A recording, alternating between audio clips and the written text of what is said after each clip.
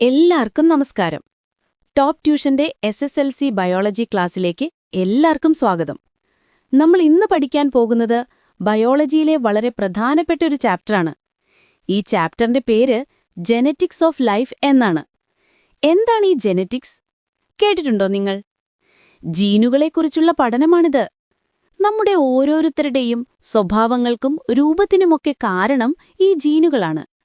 രസകരമായി തോന്നുന്നില്ലേ? ഈ ചാപ്റ്ററിൽ നമ്മൾ ജീനുകളെക്കുറിച്ചും DNA-യെക്കുറിച്ചുമൊക്കെ ഒരുപാട് കാര്യങ്ങൾ പഠിക്കും. നിങ്ങൾ റെഡിയാണോ? നമുക്ക് തുടങ്ങാം, അല്ലേ? അടുത്തിടെ 2020-ൽ രസതന്ത്രത്തിൽ ഒരു നോബൽ സമ്മാനം കൊടുത്തു. എന്തിനാണെന്നറിയാമോ? ജീൻ എഡിറ്റിംഗിൽ ഒരു പുതിയ ടെക്നോളജി കണ്ടുപിടിച്ചതിനാണ്. ഇമ്മാനുവൽ ചാർപെന്റിയറിനും ജെന്നിഫർ ഡൗഡ്നെയ്ക്കുമാണ് ആ സമ്മാനം കിട്ടിയത്. എന്താണ് ഈ ജീൻ എഡിറ്റിംഗ്? ജീനുകളിൽ നമുക്ക് ഇഷ്ടമുള്ള മാറ്റങ്ങൾ വരുത്താൻ പറ്റുന്ന ഒരു വിദ്യയാണിത്. കൊള്ളാമല്ലേ? CRISPR-Cas9 എന്നാണ് ഈ ടെക്നോളജിയുടെ പേര്. ഇതൊരു വലിയ കണ്ടുപിടുത്തമാണ്. കാരണം ഇതുപയോഗിച്ച് ജനിതക രോഗങ്ങൾ പോലും ചികിത്സിക്കാൻ പറ്റുമെന്നാണ് ശാസ്ത്രജ്ഞർ പറയുന്നത്. കാൻസർ ചികിത്സയിലും ഇത് വലിയ മാറ്റങ്ങൾ കൊണ്ടുവരും. അതുമാത്രമല്ല, കീടങ്ങളെയും രോഗങ്ങളെയും പ്രതിരോധിക്കാൻ കഴിവുള്ള പുതിയ സസ്യങ്ങളെ ഉണ്ടാക്കാനും ഇത് സഹായിക്കും. അപ്പോ ജീനുകളെ എഡിറ്റ് ചെയ്യാൻ പറ്റുമെന്ന് മനസ്സിലായില്ലേ? പക്ഷേ ഒരു സംശയം. ജീനുകളെ നമുക്ക് കണ്ണുകൊണ്ട് കാണാൻ പോലും പറ്റില്ലല്ലോ. പിന്നെ എങ്ങനെയാണ് അത് എഡിറ്റ് ചെയ്യുന്നത്? നല്ല ചോദ്യമല്ലേ? എനിക്കും തോന്നിയിരുന്നു ഈ സംശയം ആദ്യം. ഈ ചോദ്യത്തിനുള്ള ഉത്തരം കിട്ടണമെങ്കിൽ നമ്മൾ DNA-യെയും ജീനുകളെയും കുറിച്ച് കുറച്ചുകൂടി ആഴത്തിൽ പഠിക്കണം. DNA എന്ന് കേട്ടിട്ടില്ലേ? ഡിയോക്സി റൈബോ ന്യൂക്ലിക് ആസിഡ് എന്നാണ് അതിന്റെ മുഴുവൻ പേര്. പേരുകേട്ട് പേടിക്കണ്ട, നമുക്ക് സിമ്പിളായി പഠിക്കാം. അപ്പോൾ നമുക്ക് DNA എവിടെയാണ് ഇരിക്കുന്നതെന്നും അതിന്റെ ഘടന എങ്ങനെയാണെന്നും നോക്കാം. റെഡിയല്ലേ? എല്ലാരും എവിടെ ശ്രദ്ധിക്കണേ. നമ്മുടെ ശരീരം കോശങ്ങൾ അഥവാ സെൽസ് കൊണ്ടാണ് ഉണ്ടാക്കിയിരിക്കുന്നത്. ഒരുപാട് കോടിക്കണക്കിന് കോശങ്ങളുണ്ട്. ഓരോ കോശത്തിനകത്തും ഒരു കേന്ദ്രമുണ്ട്. അതിനെയാണ് ന്യൂക്ലിയസ് എന്ന് പറയുന്നത്. ഈ ന്യൂക്ലിയസിന്റെ ഉള്ളിലാണ് ക്രോമസോമുകൾ ഉള്ളത്. ഈ ക്രോമസോമുകൾക്കുള്ളിലാണ് നമ്മുടെ DNA ഇരിക്കുന്നത്. അപ്പോൾ DNA-യുടെ സ്ഥാനം മനസ്സിലായോ? സെൽ, അതിനുള്ളിൽ ന്യൂക്ലിയസ്, അതിനുള്ളിൽ ക്രോമസോം, അതിനുള്ളിലാണ് DNA. സിമ്പിളല്ലേ? DNA-യുടെ ഘടന കണ്ടുപിടിച്ചത് ജീവശാസ്ത്രത്തിലെ ഒരു വലിയ മുന്നേറ്റമായിരുന്നു. 1953-ലാണ് അത് കണ്ടുപിടിച്ചത്. ജെയിംസ് വാട്സൺ, ഫ്രാൻസിസ് ക്രിക്ക് എന്നീ രണ്ട് ശാസ്ത്രജ്ഞന്മാരാണ് DNA-യുടെ ഘടന ഒരു മോഡലായി അവതരിപ്പിച്ചത്. അവർ അതിനെ ഡബിൾ ഹെലിക്സ് മോഡൽ എന്ന് വിളിച്ചു. എന്താണ് ഈ ഡബിൾ ഹെലിക്സ്? അതൊരു പിരിയൻ ഗോവണി പോലെയാണ്. കണ്ടിട്ടുണ്ടോ നിങ്ങൾ പിരിയൻ ഗോവണി? അതുപോലെയാണ് DNA-യുടെ ആകൃതി. ഈ കണ്ടുപിടുത്തത്തിന് പിന്നിൽ വേറെയും ആളുകളുണ്ടായിരുന്നു. റോസലിൻ ഫ്രാങ്ക്ലിൻ, മൗറിസ് വിൽക്കിൻസ് എന്നിവരുടെ എക്സ്റേ പഠനങ്ങളാണ് വാട്സണും ക്രിക്കിനും സഹായകമായത്. റോസലിൻ ഫ്രാങ്ക്ലിൻ എടുത്ത ഒരു ഫോട്ടോ 51 വളരെ നിർണായകമായിരുന്നു. പക്ഷെ സങ്കടകരമായ കാര്യം എന്തെന്നാൽ അവർക്ക് നോബൽ സമ്മാനം കിട്ടുന്നതിനു മുൻപേ 37-ാമത്തെ വയസ്സിൽ അവർ മരണപ്പെട്ടു. പിന്നീട് വാട്സണും ക്രിക്കിനും വിൽക്കിൻസിനും 1962-ൽ വൈദ്യശാസ്ത്രത്തിനുള്ള നോബൽ സമ്മാനം ലഭിച്ചു. DNA-യുടെ ഘടനയെക്കുറിച്ച് നമുക്ക് കുറച്ചുകൂടി വിശദമായി പഠിക്കാം. ഒരു ചിത്രം നോക്കിയാലോ? അപ്പോൾ പെട്ടെന്ന് മനസ്സിലാകും. DNA-ക്ക് 2 ചരടുകളുണ്ട്, അഥവാ സ്ട്രാൻഡ്സ്. ഈ 2 ചരടുകളും ചേർന്നാണ് ആ പിരിയൻ ഗോവണി ഉണ്ടാകുന്നത്. ഈ ചരടുകൾ എന്തുകൊണ്ടാണ് ഉണ്ടാക്കിയിരിക്കുന്നത്? ഷുഗറും ഫോസ്ഫേറ്റും കൊണ്ടാണ്. പഞ്ചസാരയും ഫോസ്ഫേറ്റും.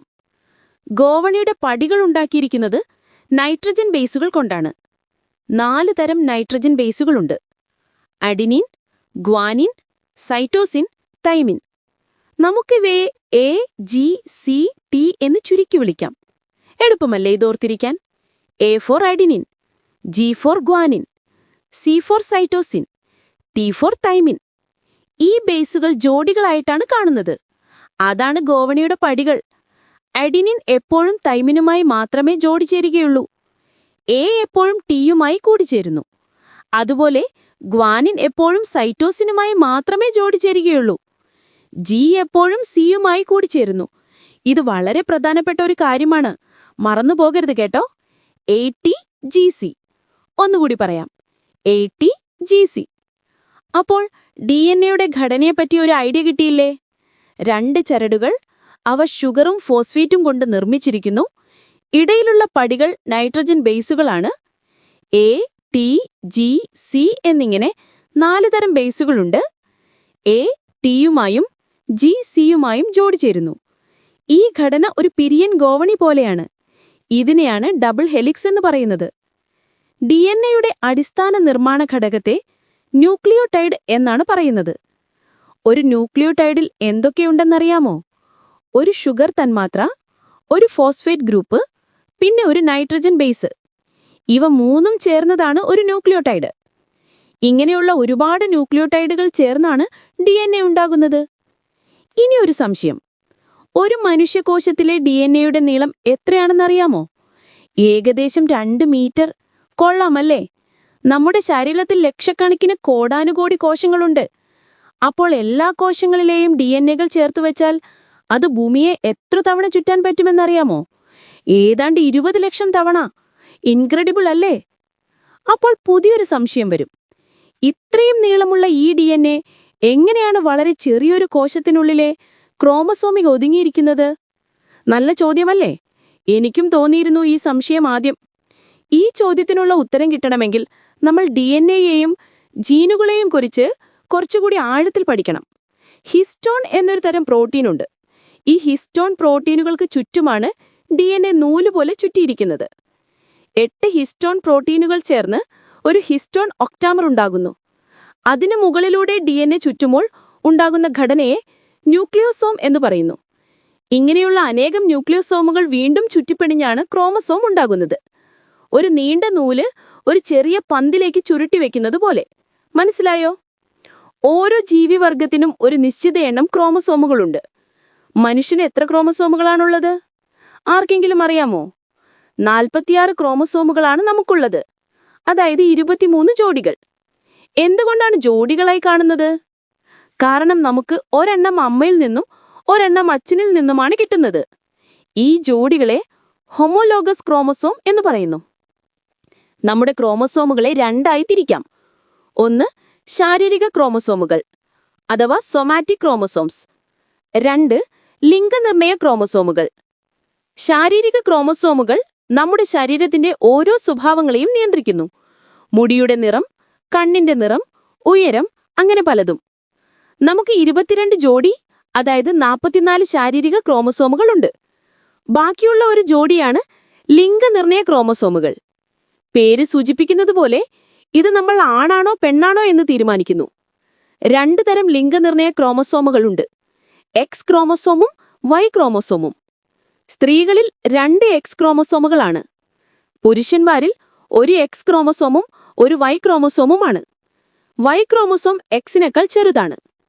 അപ്പോൾ ഒരു സ്ത്രീയുടെ ജനിതക ഘടന എങ്ങനെ എഴുതാം? 44 somatic chromosomes plus XX sex chromosomes. പുരുഷന്റെയോ 44 somatic chromosomes plus XY sex chromosomes. എളുപ്പമല്ലേ ഇതോർത്തിരിക്കാൻ? അപ്പോൾ നമ്മൾ DNA, ക്രോമസോം, അതിന്റെ ഘടന, മനുഷ്യനിലെ ക്രോമസോമുകളുടെ എണ്ണം, തരംതിരിവ് എന്നിവയെക്കുറിച്ചൊക്കെ പഠിച്ചു. എല്ലാവർക്കും മനസ്സിലായെന്ന് കരുതുന്നു. എന്തെങ്കിലും സംശയമുണ്ടോ?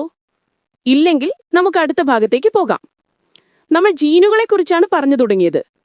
എന്താണ് ഒരു ജീൻ? DNAയുടെ ഒരു പ്രത്യേക ഭാഗമാണ് ജീൻ. ഒരു പ്രോട്ടീൻ നിർമ്മിക്കാനുള്ള നിർദ്ദേശം അടങ്ങിയ DNAയുടെ ഭാഗം. ഈ പ്രോട്ടീനുകളാണ് നമ്മുടെ ഓരോ സ്വഭാവങ്ങളെയും നിയന്ത്രിക്കുന്നത്. അപ്പോൾ ജീനാണ് നമ്മുടെ സ്വഭാവങ്ങളുടെ അടിസ്ഥാനം. മനസ്സിലായോ? ഒരു DNAയിൽ ആയിരക്കണക്കിന് ജീനുകളുണ്ടാകും. ഓരോ ജീനും ഓരോ പ്രത്യേക ഫംഗ്ഷനാണ് ചെയ്യുന്നത്. ചില ജീനുകൾ കണ്ണിന്റെ നിറം തീരുമാനിക്കുന്നു. മറ്റു ചിലത് മുടിയുടെ സ്വഭാവം തീരുമാനിക്കുന്നു. ഇങ്ങനെ ഓരോന്നിനും ഓരോ ജീൻ. നമ്മുടെ കോശങ്ങളിൽ DNA ഇരട്ടിക്കുന്ന ഒരു പ്രക്രിയ നടക്കുന്നുണ്ട്.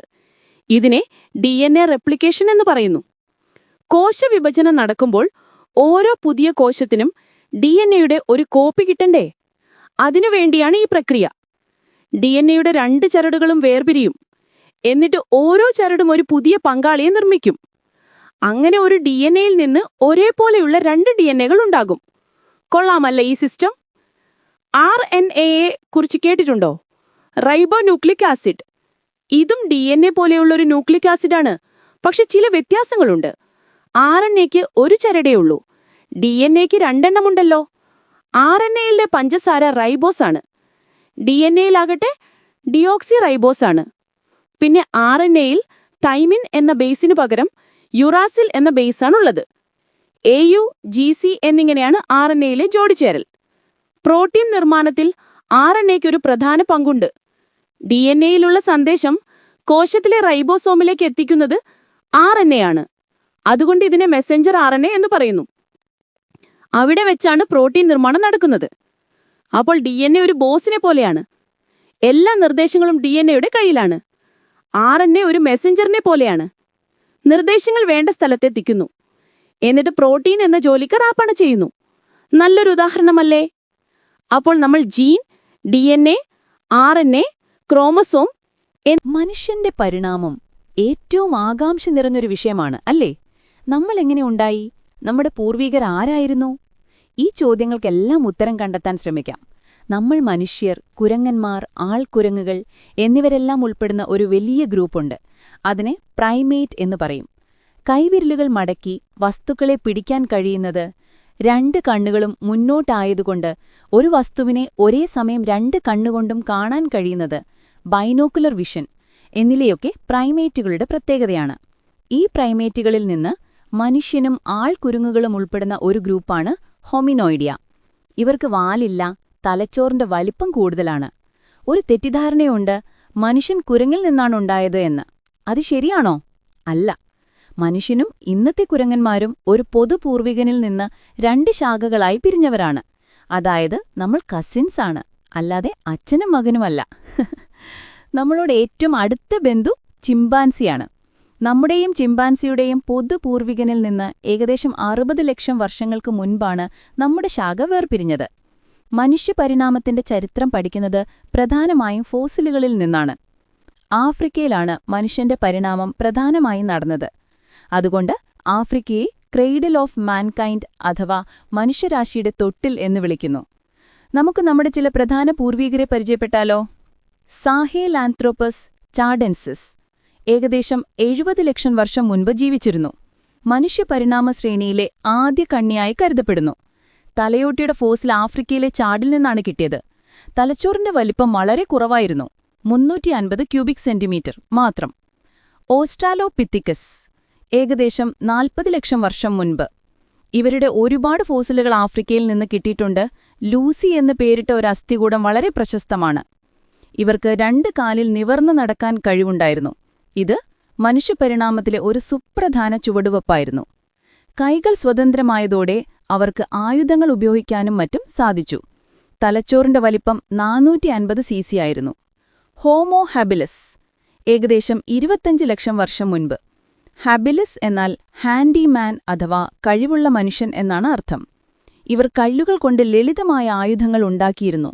തലച്ചോറിന്റെ വലിപ്പം കൂടി, ഏകദേശം 600 cc. ഹോമോ ഇറക്ടസ് ഏകദേശം 18 ലക്ഷം വർഷം മുൻപ്. ഇറക്ടസ് എന്നാൽ നിവർന്ന എന്നാണ്. ഇവർക്ക് നന്നായി നിവർന്നു നടക്കാൻ കഴിയുമായിരുന്നു. ഇവർ ആഫ്രിക്കയിൽ നിന്ന് യൂറോപ്പിലേക്കും ഏഷ്യയിലേക്കും വ്യാപിച്ചു. തീയുണ്ടാക്കാനും ഉപയോഗിക്കാനും പഠിച്ചത് ഇവരായിരുന്നു. ഇത് വലിയൊരു മാറ്റമായിരുന്നു. ഭക്ഷണം പാകം ചെയ്ത് കഴിക്കാൻ തുടങ്ങിയതോടെ ദഹനം എളുപ്പമായി. കൂടുതൽ പോഷകങ്ങൾ കിട്ടി. ഇത് തലച്ചോറിന്റെ വളർച്ചയെ സഹായിച്ചു. തലച്ചോറിന്റെ വലിപ്പം 900 cc ആയി വർദ്ധിച്ചു. ഹോമോ നിയാൻഡർതാലൻസിസ് നിയാൻഡർതാലുകൾ ഏകദേശം 4 ലക്ഷം മുതൽ 40,000 വർഷം മുൻപ് വരെ യൂറോപ്പിലും ഏഷ്യയിലും ജീവിച്ചിരുന്നു. ഇവർ ആധുനിക മനുഷ്യന്റെ സമകാലികരായിരുന്നു.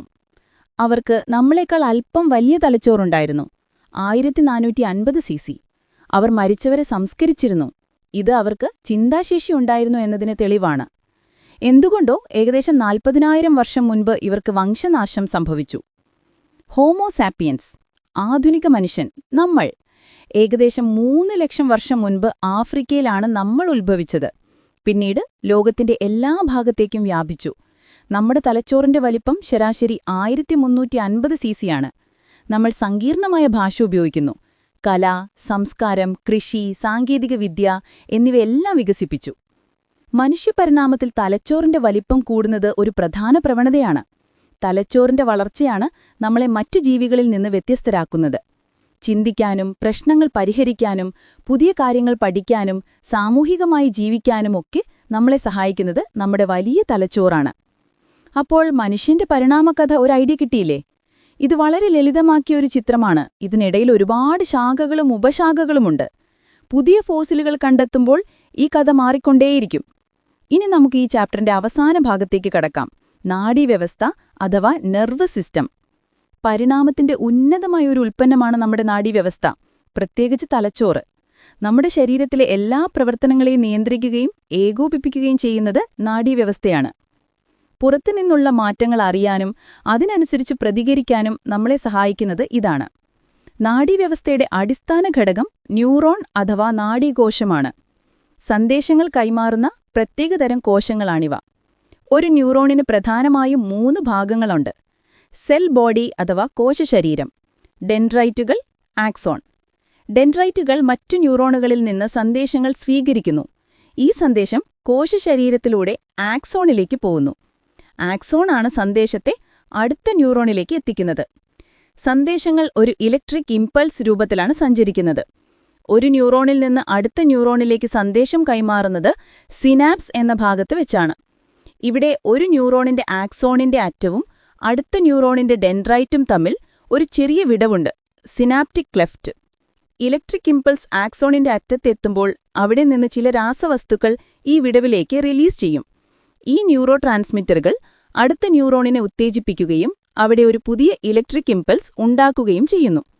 ഇങ്ങനെയാണ് സന്ദേശങ്ങൾ കൈമാറ്റം ചെയ്യപ്പെടുന്നത്. നമ്മുടെ നാഡീവ്യവസ്ഥയെ പ്രധാനമായും 2ആയി തിരിക്കാം: സെൻട്രൽ നെർവസ് സിസ്റ്റം CNS-ഉം പെരിഫറൽ നെർവസ് സിസ്റ്റം PNS-ഉം. CNS-ൽ തലച്ചോറും സുഷുമ്നയും ഉൾപ്പെടുന്നു. PNS-ൽ തലച്ചോറിൽ നിന്നും സുഷുമ്നയിൽ നിന്നും ശരീരത്തിന്റെ വിവിധ ഭാഗങ്ങളിലേക്ക് പോകുന്ന നാഡികൾ ഉൾപ്പെടുന്നു. നമ്മുടെ തലച്ചോറ് അതൊരു അത്ഭുതമാണ്.